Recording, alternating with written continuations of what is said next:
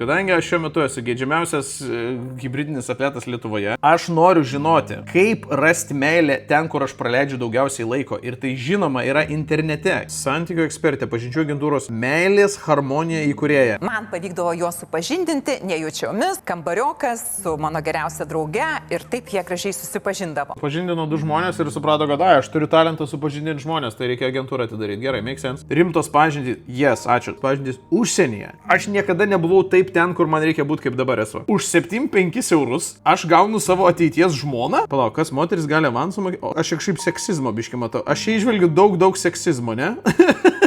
Tavo vidinis balsas kužda laikas man sukurti šeimą? Ne, mano vidinis balsas man kužda, kad man reikia nusipjauti dar 2 minutės nuo savo dabartinio Hyrox laiko. Rimtos pažintys. Profesionalų komanda padės tau surasti tinkamą gyvenimo partnerį. Organizuojam pažinčių vakarus, kuriame dalyvauja 1 moteris ir 1 vyras, 6 vyrai, 6 moteris. Tik tokiom konfiguracijom. Pavyzdžiui, 3 ant 3 neišeina kažkaip surengti. Koks dress kodas? Šita tylos minutė buvo daug pasakanti.